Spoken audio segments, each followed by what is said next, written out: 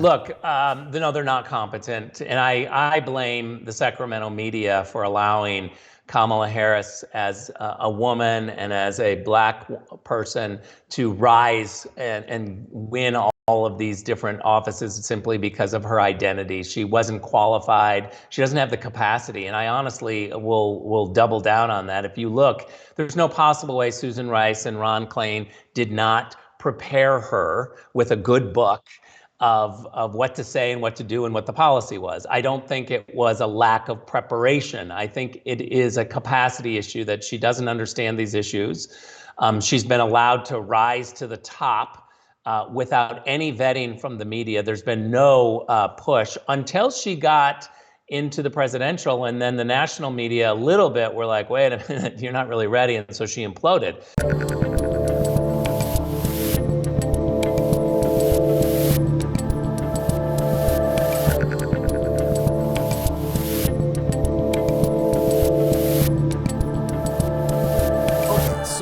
All of that in mind, none of this happened for the 4 years under the guy that you worked for. And everyone kept saying, oh, but Trump is Putin's puppet and all of these things. And yet, oddly, Putin made a move on Crimea when Joe Biden was vice president. And then he cooled it off for 4 years and then made a move when Biden was president. Are any of these things connected, or am I a crazy conspiracy theorist, Rick? I know you personally, you're not crazy. But don't forget that we should also put in there, though, that Putin moved on Georgia under Bush, under President Bush. This is not a partisan statement to say that you've got to be able to put America first and articulate the responses of the U.S. government. And, you know, I think that it's really important to point out Donald Trump, yesterday I heard him say that he was tired of Joe Biden talking about how Russia has nuclear power and is a nuclear force. And it sounds like, you know, when you say that you're scared. And President Trump said, you know what Joe Biden should be saying?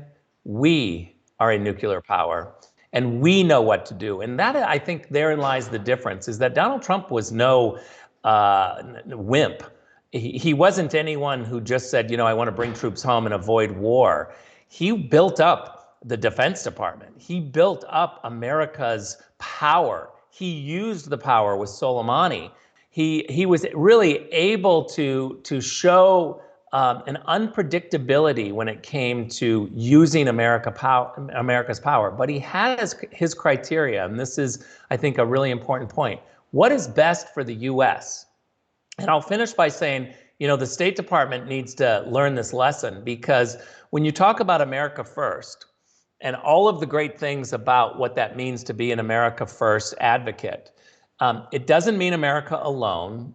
And there's a way to articulate America First, and I believe this passionately, that America First helps our allies and others. When America is out front trying to push forward democracy, human rights, the rule of law, guess what? Every economy benefits. We see that inflation is spiking now. Economies are not doing well. When America puts itself first, capitalism and the rule of law thrive. That brings up every other country. We should have State Department ambassadors overseas who articulate why an America First policy is good for them. There should be no apologies about this. It's better to have America first than to allow Russia or China to put themselves first. And I think what we've seen from 16 years of Merkel, it's much better for America first than to put Germany first. So who do you think Biden is putting first right now? I mean, it seems like a lifetime ago, but literally only 3 weeks ago, right before this whole thing started, we had about a 2-week window of every day where Biden, it sounded like he was basically acting as Putin's PR guy. He kept being like, well, he's probably going to go. Maybe he'll go. These are the 16 things we don't want him to do. Here's a bunch of stuff he can do. I mean, what is our policy at this point? Look, I don't want to get too philosophical or theoretical here, but the opposite of America First is consensus, especially consensus with the Europeans. And I spent 8 years at the UN, and I can tell you inside the Security Council that anytime there's a policy or a statement coming out of the Security Council, it's the lowest common denominator of what 15 countries believe, and it's not putting America first. Certainly not putting democracy, human rights, the rule of law first. And so Joe Biden is trapped in official Washington ideas that he wants to be loved by the world. He talks, I know all these world leaders. He really prioritizes the applause from the globalists. And so when you think about it, he really wants the Europeans to be pleased. The reason he dropped the sanctions on Nord Stream 2 is because Merkel and the Germans at the time asked him to. He maximized being with the Germans, being with the Europeans, having them love him. Look no further than the Iran deal 2. And now we see the Europeans saying, wait a minute, this deal, we're going to have to put it on ice because it's going south.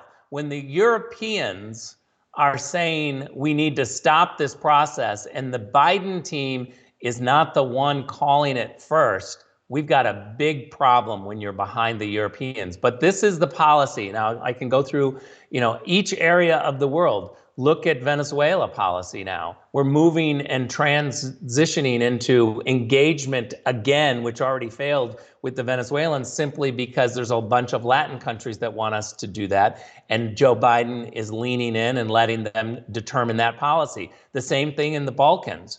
I worked very hard on Kosovo, Serbia. We had 4 economic agreements. You know what the policy is now? Let the Europeans lead on this issue. And, this is the whole 1990s crowd filled with NGOs that love to write white papers and tell rich people to give them money to think about these issues, but they're not making sense at all. Do you think that these people, without getting too far into the philosophical part then, do you think that he at least has competent people? I mean, when you listen to Kamala Harris talk about this stuff, Ukraine is small, Russia is big, even Tony Blinken, I mean, all of they don't sound competent to me. Putting aside that you may have a philosophical disagreement with them on what U.S. strength should be or something like that, do they strike you as competent people? But a friend in need is a friend indeed, Dave. Look, no, they're not competent. And I blame the Sacramento media for allowing Kamala Harris as a woman and as a black person to rise and win all of these different offices simply because of her identity. She wasn't qualified. She doesn't have the capacity. And I honestly will double down on that. If you look, there's no possible way Susan Rice and Ron Klain did not prepare her with a good book of what to say and what to do and what the policy was. I don't think it was a lack of preparation. I think it is a capacity issue that she doesn't understand these issues. She's been allowed to rise to the top without any vetting from the media. There's been no push until she got into the presidential, and then the national media a little bit were like, wait a minute, you're not really ready. And so she imploded. But the Sacramento media allowed her just to, catapult and take over. I don't think she's qualified. I think Anthony Blinken should have been fired after Afghanistan. I don't understand why he's still around. He's totally weak. Wendy Sherman, the deputy at the State Department, her nickname is "What do you want, Wendy?" When she goes into negotiations, she gives away the store. She did it in North Korea, in Iran, with Russia. I don't know how many times we're going to put her forward. She's the terrible negotiator for the United States. And then, Susan Rice is behind the scenes supposedly doing domestic policy, which she's not qualified for. But I think she's pulling the string of all of these other positions. Remember, Susan Rice, when she was National Security Advisor, had 2 deputies at the NSC. One was Avril Haines, who runs the intelligence program as DNI, and the other was Anthony Blinken, who's now running the State Department. So diplomacy and intelligence all are really under Susan Rice. They're her deputies. She chose them. And that just means Obama is pulling the strings. There's this philosophy, and I think I agree with it, that Barack Obama couldn't be the far left progressive that he really wanted to be, because as a black man, he was very nervous about being, somebody who was in the middle and being accepted by all the polite sides. And I find that to be a phony, kind of analysis. But nevertheless, he wasn't as progressive as people said that he was going to be.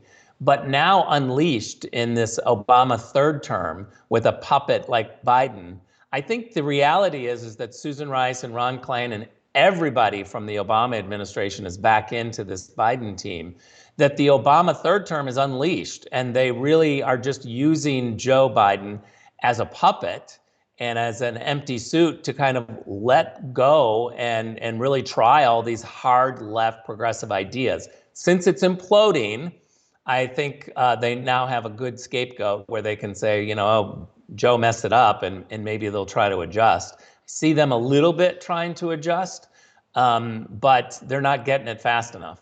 If you're looking for more honest and thoughtful conversations about politics instead of nonstop yelling, check out our politics playlist. And if you want to watch full interviews on a variety of topics, watch our full episode playlist all right over here. And to get notified of all future videos, be sure to subscribe and click the notification bell.